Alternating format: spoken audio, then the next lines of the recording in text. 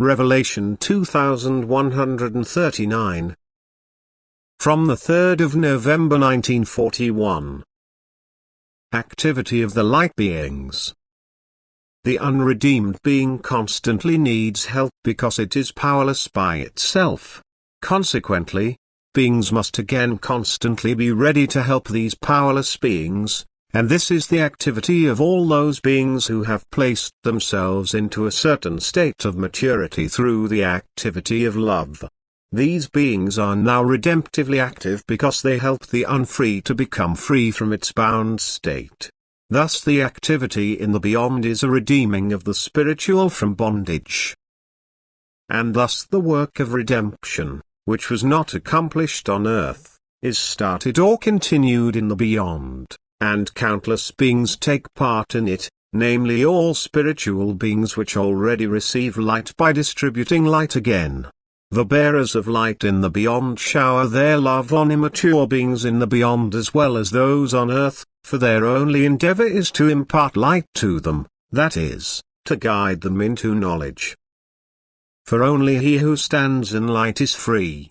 He who is knowledgeable is also free from every bondage, because knowledge, light and love cannot be thought of without each other and always signify a state of freedom. For knowledge, light and love are synonymous with strength, but strength also presupposes freedom, just as lack of strength and lack of freedom are also synonymous. Therefore strength must join the lack of strength, or else the bearers of light and knowledge, because they are full of love, must grant their support to the powerless beings. They must supply them with what they lack. Through this the beingness is put into the state to use the strength imparted to them and now also to make itself free.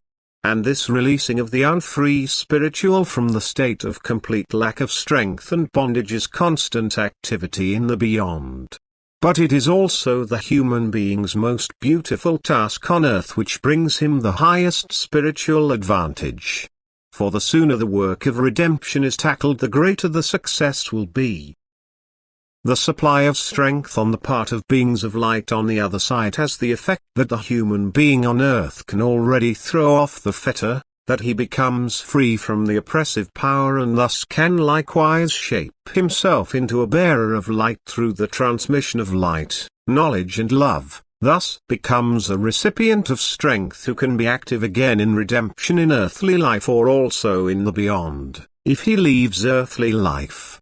Everything redeemed shall assist the unredeemed, and as soon as the being submits to this task it is free itself and joins the kingdom of light.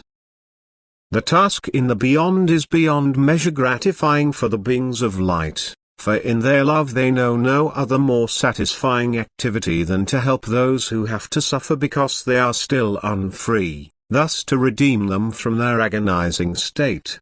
Thus the act of salvation, which Jesus Christ accomplished on earth with his crucifixion, was the beginning, and all beings who follow Jesus, who therefore live a life of love like Jesus and help the beings in need of his help, participate in this act of salvation, as it were.